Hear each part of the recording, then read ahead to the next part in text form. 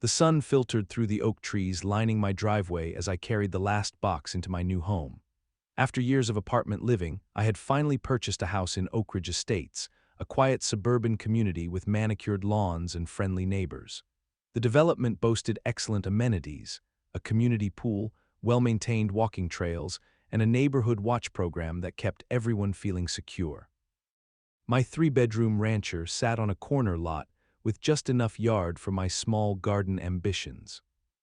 The first order of business after unpacking the essentials was setting up my home office. As a remote software developer, a reliable internet connection was not a luxury but a necessity. I spent extra on the highest speed package available and positioned my router for optimal coverage throughout the house and onto my back patio, where I often worked during pleasant weather. Those first few months were blissfully peaceful. I established a comfortable routine, waking early to code while drinking coffee on my patio, taking afternoon walks through the neighborhood, and spending evenings streaming shows or video chatting with friends across the country. My neighbors seemed pleasant enough, though I kept mostly to myself. Dave and Lisa next door had children close to my niece's age and occasionally invited me to weekend barbecues. Across the street, an elderly couple named the Hendersons would wave whenever I retrieved my mail. I learned about the homeowners association during my closing, of course. The realtor had handed me a thick binder of regulations governing everything from acceptable exterior paint colors to proper lawn maintenance schedules. I skimmed it enough to avoid major violations and filed it away. Twice monthly, I noticed a group of people walking the neighborhood with clipboards, jotting notes, and occasionally taking photos of properties. I recognized this as the HOA inspection committee, but paid little attention. My lawn service handled the maintenance requirements, and I had no interest in making exterior modifications that might raise eyebrows. I was content to live quietly and comply with reasonable rules. In monthly newsletters, I noted occasional mentions of violations and fines, but nothing that directly affected me. One name appeared frequently in these communications: Karen Whitfield, Compliance Director. Her signature stood at the bottom of violation notices posted occasionally on community bulletin boards, always followed by an impressive list of credentials and titles. I had seen her from a distance during my walks, a tall woman with immaculately styled hair and a permanently evaluative expression, but our paths had never directly crossed. Neighbors spoke of her in hushed tones at community gatherings, sharing stories of ruthless enforcement and creative interpretations of HOA bylaws. Yet these tales felt distant, like neighborhood folklore rather than imminent threats. One evening while working on my patio, I noticed her across the street, measuring the height of a neighbor's rose bushes with a tape measure. Something in her methodical precision and the neighbor's nervous hovering nearby sent a small chill through me.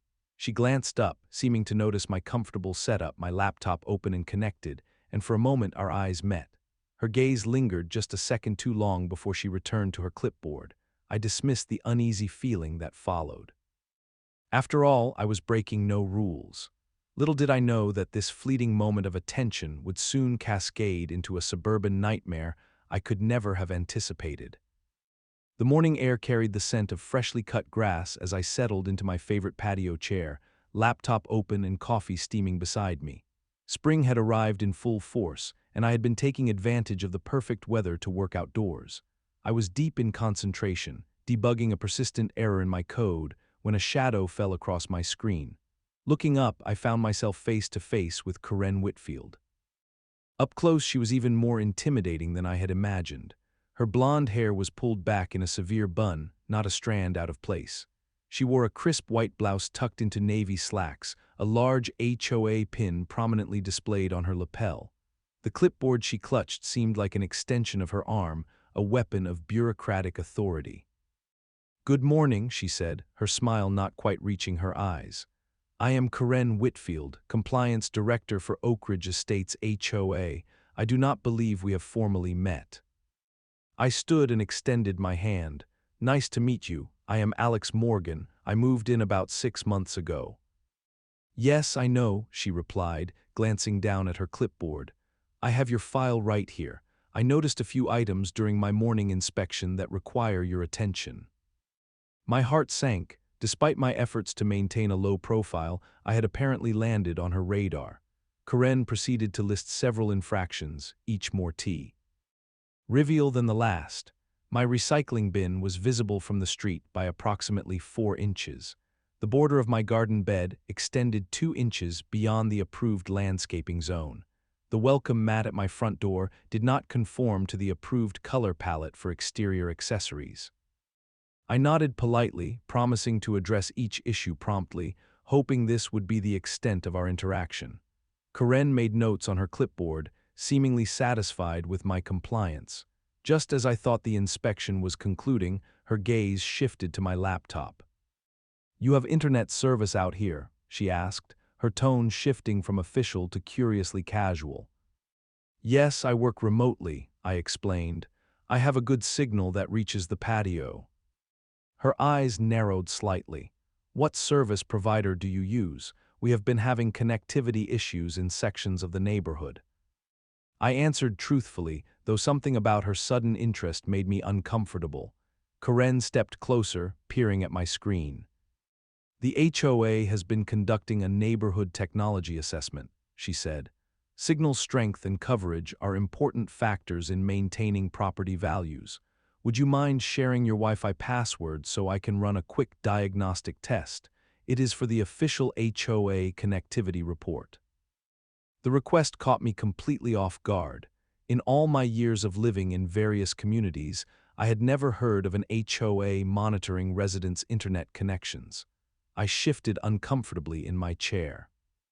"I would prefer not to share my password," I said, trying to keep my tone light. "My company has strict security protocols for remote workers. I can contact my service provider if there are concerns about signal strength in the neighborhood." Karen's expression hardened almost imperceptibly. "I see," she said, the warmth draining from her voice. "Well, as HOA Compliance Director, I am requesting this information for official purposes.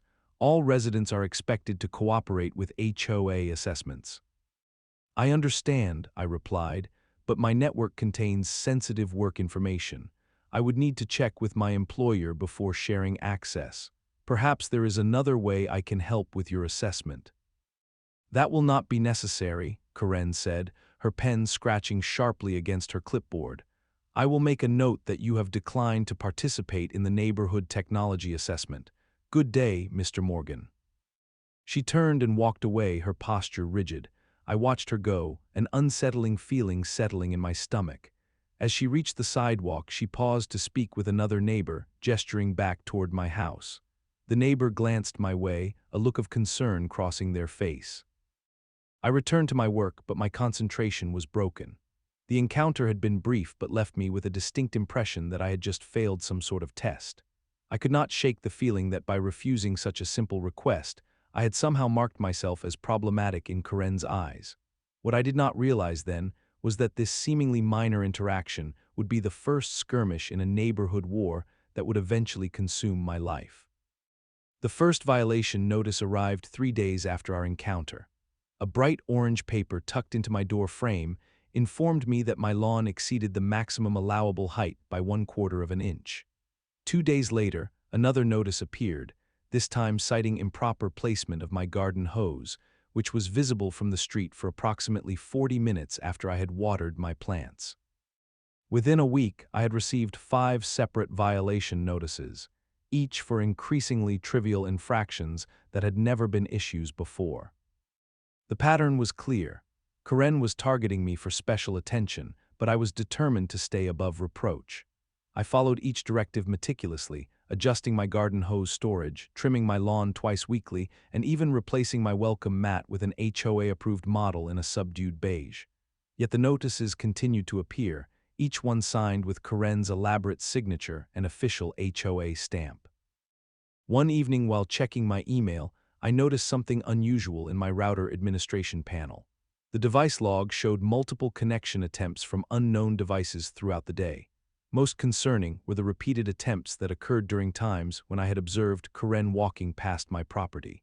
I was not particularly tech-savvy, but even I could recognize that someone was attempting to access my network without authorization. My suspicions were confirmed the following weekend when I glanced out my kitchen window to see Karen standing near my property line, her phone held up as if taking pictures. When I stepped outside to retrieve my mail, she quickly tucked her phone away and approached with a clipboard. "Mr. Morgan, I need to inform you that several neighbors have expressed concerns about unusual internet activity originating from you. Our property," she said without preamble. "As HOA Compliance Director, it is my responsibility to investigate such matters." I stared at her in disbelief. Unusual internet activity, what does that even mean? "Some residents have reported intermittent connectivity issues they believe may be related to signal interference from your home," she explained, her tone suggesting she was bestowing great wisdom. "If you would simply provide your network password for diagnostic purposes, we could resolve this matter quickly." "That is completely unnecessary," I replied, struggling to maintain my composure. "If neighbors are having connectivity issues, they should contact their service providers. My network is secured and not causing interference." Karen's lips thinned into a disapproving line. "I am afraid you do not understand the seriousness of this situation, Mr. Morgan. The HOA has a responsibility to ensure all shared resources, including the neighborhood electromagnetic spectrum, are properly managed." The conversation ended with another terse exchange and Karen striding away, but the campaign against me was just beginning. Throughout the following weeks, I noticed cars slowing as they passed my house. Neighbors who had previously been friendly now offered only brief, uncomfortable nods. At the local grocery store, I overheard whispers about the computer guy with something to hide. The rumors were spreading. Through conversations with Dave next door, I learned that Karen had been suggesting to neighbors that my refusal to share my Wi-Fi password indicated suspicious online activities. She had reportedly expressed concerns about what someone might be doing online that required such secrecy. The insinuations were vague but damaging, planting seeds of distrust throughout the community. I installed security cameras around my property after finding Karen standing beside my air conditioning unit one afternoon, her phone in hand. The footage captured over the next few days was alarming. Karen would walk by my house multiple times daily, always with her phone out, always pausing near my property. On 3 separate occasions, the cameras caught her standing at the edge of my driveway after dark, her phone screen illuminated as she apparently searched for available networks. My router logs confirmed what the security footage suggested. Someone was repeatedly attempting to connect to my Wi-Fi network at precisely the times Karen was nearby. I changed my password and strengthened my security settings, but the attempts continued. It was as if she was determined to access my network by any means necessary. The situation reached a new level of absurdity when I received an official letter from the HOA demanding I register all broadcasting devices with the board and provide documentation of appropriate usage. The letter cited a bylaw regarding community aesthetics and safety that had clearly never been intended to apply to Wi-Fi networks. It was signed by the HOA president, but Karen's influence was evident in every absurd paragraph. I was no longer just annoyed, I was genuinely concerned. What had begun as a petty power play was evolving into something more sinister. Karen was not merely enforcing rules, she was creating new ones specifically to target me. She was spreading rumors that threatened my standing in the community and actively attempting to breach my network security. As I sat at my kitchen table surrounded by violation notices, security camera footage, and router logs documenting hundreds of connection attempts, I realized this had gone far beyond a neighborhood dispute. Karen had declared war on me over a Wi-Fi password, and her campaign was escalating by the day. Little did I know, the worst was yet to come. The community center parking lot was unusually full for a Tuesday evening. I checked the time, 6:45 p.m., 15 minutes before the emergency HOA meeting was scheduled to begin. The email announcement had been vague, citing only urgent community security concerns that required immediate attention. I had a sinking feeling about what those concerns might entail. Inside, folding chairs had been arranged in neat rows, most already occupied by my neighbors. The tension in the room was palpable. Small clusters of people whispered together, falling silent as I entered. Several heads turned, eyes following me as I found an empty seat near the back. Dave, my normally friendly neighbor, offered a tight smile but quickly looked away when his wife nudged him. At the front of the room, a long table had been set up for the HOA board members. Karen sat at one end, arranging papers with military precision. She wore a charcoal pantsuit and had her hair pulled back in her signature severe bun. A projector had been set up, displaying the HOA logo against the wall. Whatever she had planned, Karen had clearly come prepared. At precisely 7:00 p.m., the HOA president, a retired accountant named Gerald Cal, led the meeting to order. After brief introductions and approval of previous minutes, Gerald cleared his throat uncomfortably. I now turn the floor over to our compliance director, Karen Whitfield, who has requested this emergency session to address an urgent security matter affecting our community. Karen stood smoothing her jacket as she approached the podium. Her expression was grave, almost solemn, as if she were about to announce a terrible tragedy. She tapped the microphone twice. "Thank you for coming on such short notice," she began. "As many of you know, I take my responsibilities as your compliance director very seriously. Recent events have come to light that I believe pose a significant risk to our neighborhood security, property values, and possibly even resident safety." She clicked a remote, and the projection changed to show a poorly designed PowerPoint slide titled Cybersecurity THREATS in Residential Communities. I felt my stomach twist as I realized where this was heading. "In recent months," Karen continued, "unusual internet activity has been detected throughout Oak Ridge Estates. Multiple residents have reported connectivity issues, suspicious network traffic, and concerns about unauthorized access to personal information." This was news to me. Based on the confused looks exchanged around the room, it seemed to be news to most of my neighbors as well. Karen advanced to the next slide, which featured a satellite image of our neighborhood with my house circled in bright red. My heart began pounding in my chest. "The epicenter of these disruptions appears to be this property," she announced, pointing directly at my home on the screen. When approached about these concerns, the resident has repeatedly refused to cooperate with HOA investigations, declined to register electronic devices as required by community guidelines, and rejected reasonable requests to verify network security measures. I sat frozen in disbelief as Karen continued her presentation, throwing around technical terms like signal intrusion, network vulnerability, and data harvesting, most used incorrectly or out of context. She displayed graphs purporting to show unauthorized signal strength emanating from my property and quoted from cybersecurity experts who had apparently consulted on this matter. "In conclusion," Karen said, her voice rising dramatically, "I propose that the HOA immediately implement new regulations requiring all residents to register their networks, provide passwords to the HOA Security Committee for regular audits, and limit signal strength to prevent cross-property infiltration. For the safety of our community, we must act now." Several neighbors who I recognized as Karen's regular allies nodded vigorously. Others looked confused or concerned. Gerald, clearly uncomfortable with the entire presentation, asked if there were any questions. An older gentleman raised his hand. "Is this even legal? Can the HOA demand our internet passwords?" Before Gerald could respond, Karen jumped in. "The HOA bylaws clearly state that the board has authority to regulate all external features of properties that may impact community aesthetics or safety.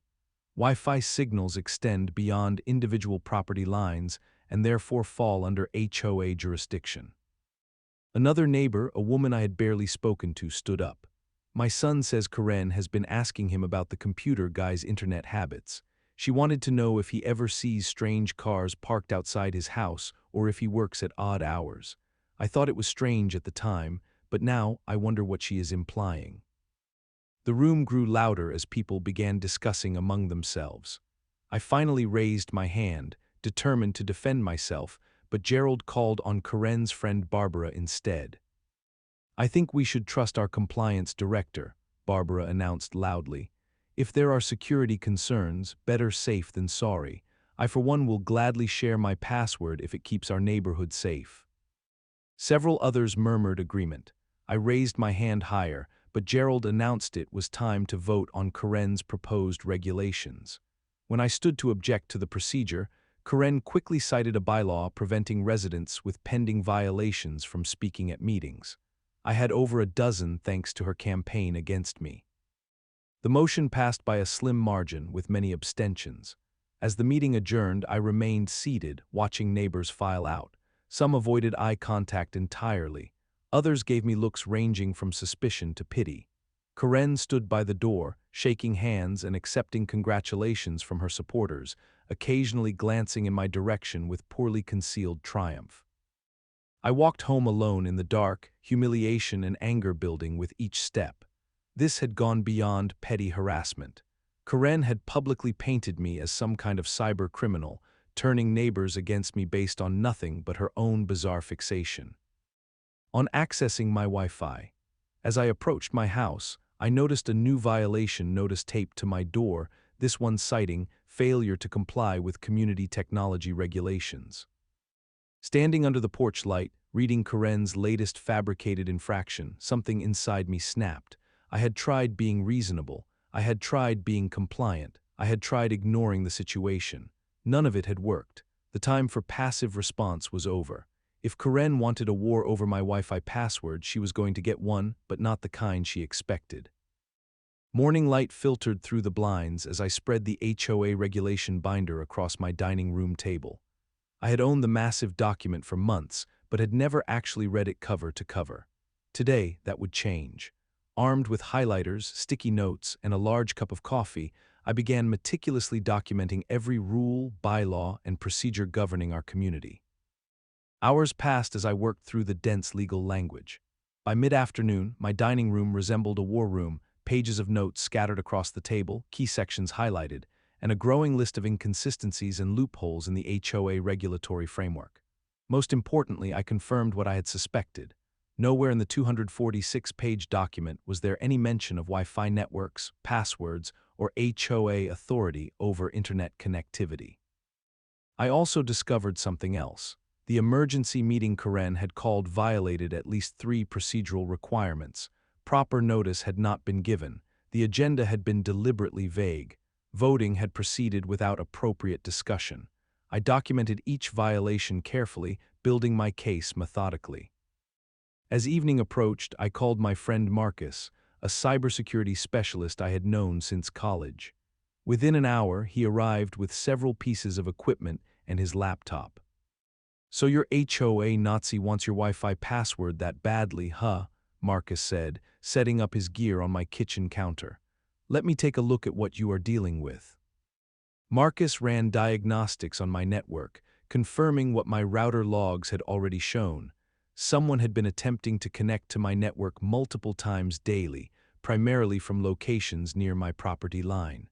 He whistled softly as he scrolled through the data.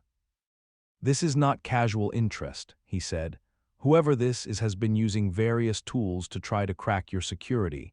Not particularly sophisticated attempts, but persistent. Your Karen friend really wants in." "What can we do about it?" I asked. Marcus grinned. "Oh, we can do plenty. First, let us lock down your actual network. New router, highest security protocols, hidden SSID. Your work stuff will be completely protected." He pulled out a second router from his bag. "And then we set up this beauty. It is going to broadcast a decoy network, visible to anyone scanning for Wi-Fi, but with some special features."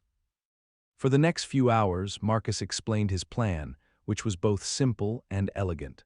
My actual network would be secured and invisible to casual scanning. The decoy network would be highly visible, but programmed with specific behaviors designed to frustrate anyone attempting to use it without authorization. "And the best part," Marcus said, "is what we name the decoy network, something that sends a clear message without being overtly threatening or offensive." We brainstormed options before settling on the perfect name, NotForKaren911, clear enough to be understood by its intended target but not explicitly threatening or harassing, just petty enough to make a point. "The decoy will allow connections initially," Marcus explained, "but will drop them after exactly 2 minutes. It will also severely throttle bandwidth while connected. Anyone trying to use it will have an extremely frustrating experience. As Marcus set up the hardware, I made several phone calls. The first was to Lisa, Dave's wife and a real estate attorney. I explained the situation in detail, and she agreed to review the HOA documents and provide guidance on my rights. The second call was to Gerald, the HOA president, requesting a private meeting to discuss serious procedural concerns regarding the emergency session. Over the next few days, I continued building my case and my alliance. Coffee with the Hendersons revealed they too had faced Karen's excessive enforcement. A chance encounter with Barbara's husband at the hardware store led to a surprising revelation. He had voted for Karen's motion only because it is easier than dealing with her when she gets fixated on something. A conversation with a neighbor who worked in municipal government confirmed that the HOA had no legal authority to demand passwords or regulate Wi-Fi networks. I documented everything meticulously: dates, times, witnesses, specific statements. I installed additional security cameras to capture any trespassing or unusual behavior near my property.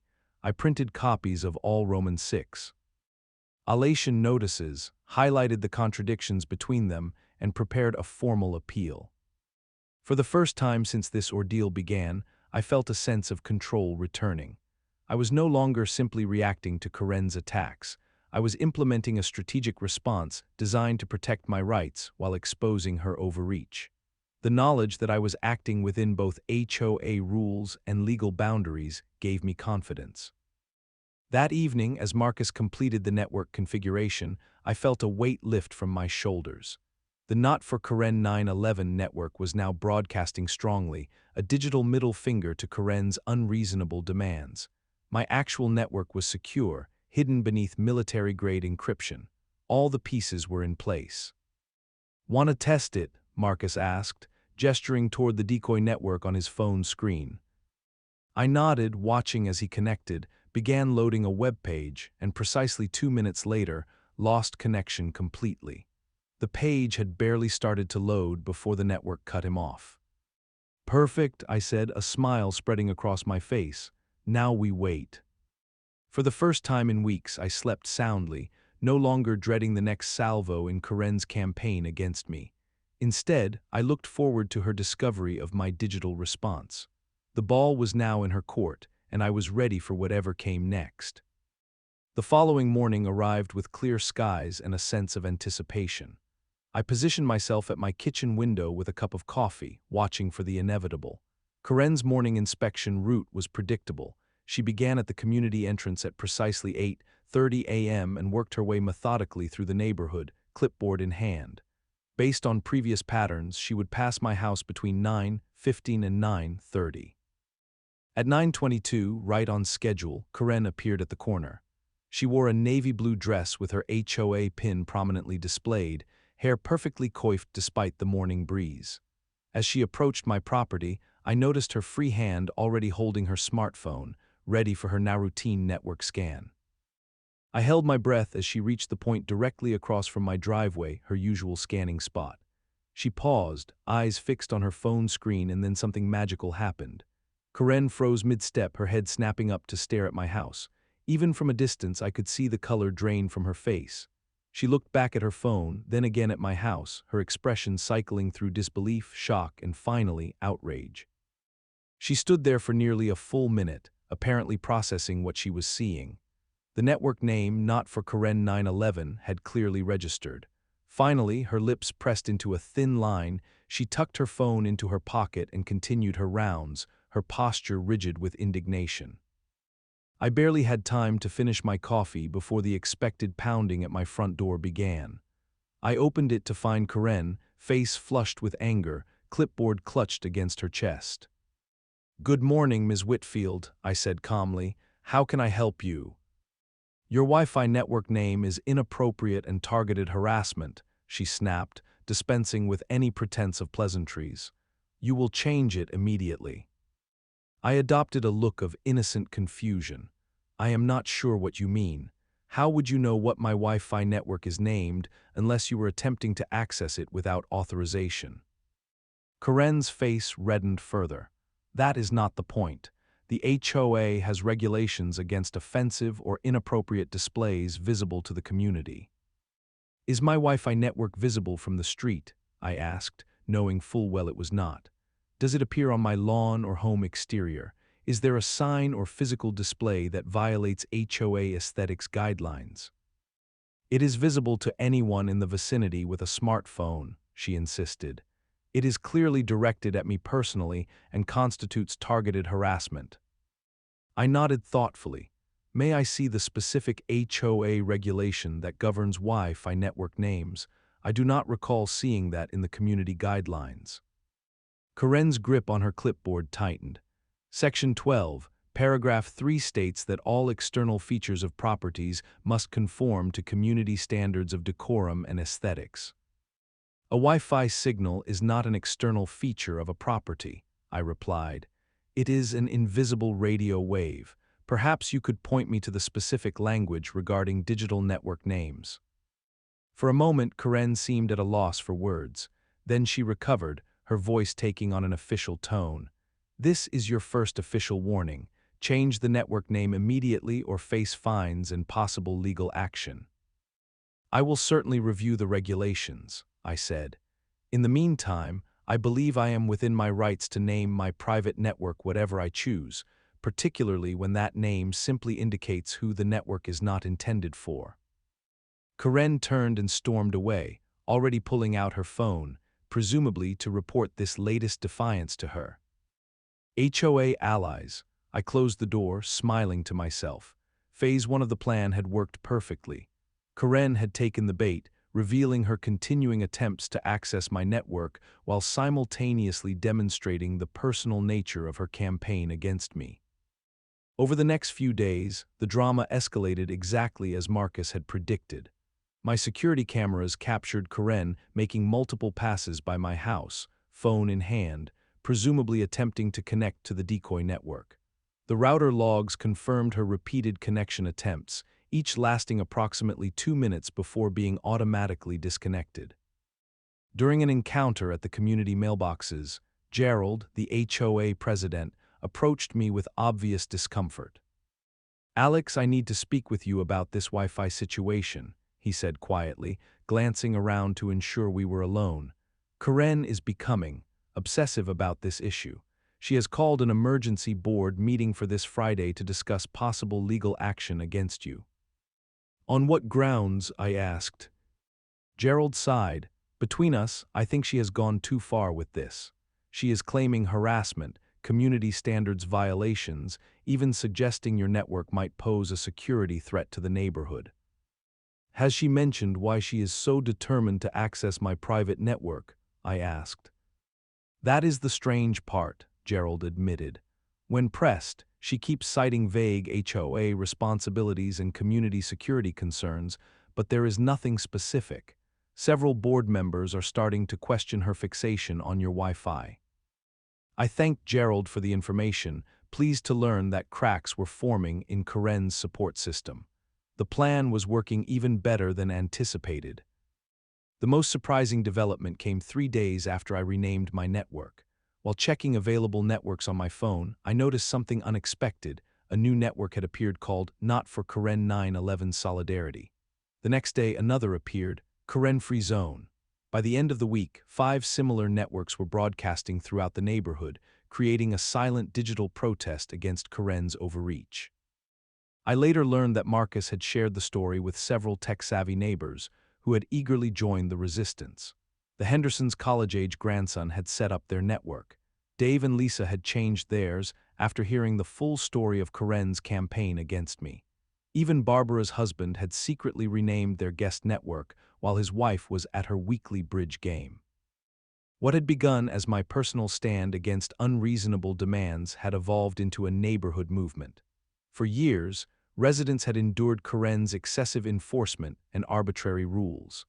My small act of digital defiance had provided an outlet for their collective frustration, a way to push back against the petty tyranny that had governed their community lives for too long. As word spread about the HOA emergency meeting called to address the Wi-Fi name crisis, I received text messages from neighbors I barely knew, expressing support and promising to attend. The tide was turning, and Karen's single-minded pursuit of my Wi-Fi password had inadvertently sparked the very thing she had worked so hard to prevent, a unified community standing against her authority. The community center was packed beyond capacity for the emergency HOA meeting. Extra chairs had been brought in from the storage room, and still people stood along the walls. I had arrived early, securing a seat near the middle, visible but not confrontational. As Karen entered with the other board members, her eyes scanned the crowd, her expression faltering slightly at the unexpected turnout. Gerald called the meeting to order, explaining that the agenda included discussion of appropriate technology use within the community. Before he could proceed, an older resident named Mr. Jenkins raised his hand. "I would like to request a change to the agenda," he said. "I believe we should address the pattern of selective enforcement and harassment that has been occurring in our neighborhood." A murmur of agreement rippled through the crowd. Gerald, looking relieved, nodded his assent. For the next hour, residents took turns speaking. Mrs. Henderson described receiving violations for rosebushes that had been the same height for 20 years. Dave recounted being cited for a garbage can left at the curb for 15 minutes after collection. A young couple detailed their experience with Karen photographing their property from different angles at odd hours. Throughout these testimonies, Karen sat rigid in her chair, her face growing increasingly flushed. When finally given the opportunity to respond, she attempted to redirect the conversation to community standards and property values, but her words fell flat against the wall of shared experiences. "And what about the Wi-Fi password demands?" someone called out from the back. "Is that in the HOA rules too?" Karen straightened her shoulders. "As compliance director, I have a responsibility to investigate potential security risks to our community." "By demanding private passwords," another voice challenged, "by trying to connect to networks without permission." Gerald cleared his throat. "I believe it is time for the board to review our enforcement procedures and clarify the limits of HOA authority. I am proposing a committee to revise our regulations, with input from all community members." The proposal passed with overwhelming support. Additionally, a motion to suspend all pending violations until the review was complete received unanimous approval, with Karen casting the lone dissenting vote. 2 weeks later, a letter arrived in residents' mailboxes announcing Karen's resignation from the HOA board to focus on family commitments. The review committee, which included representatives from various sections of the neighborhood, began the process of simplifying and clarifying community guidelines. Gradually, the antagonistic atmosphere that had characterized Oak Ridge Estates for years began to shift. Neighbors who had avoided each other for fear of reporting now stopped to chat by their mailboxes. Community events saw increased attendance. The HOA newsletter adopted a more informative, less punitive tone. I eventually changed my Wi-Fi name back to something innocuous, though several neighbors kept their protest networks active for months as a reminder of their successful stand against overreach. My security cameras captured no further evidence of Karen attempting to access my network, though I occasionally spotted her walking on the opposite side of the street, her gaze carefully averted from my property. Sitting on my patio one evening, laptop open and connected to my now secure network, I reflected on the strange battle that had consumed so much of my life. What had begun as a simple refusal to share a password had evolved into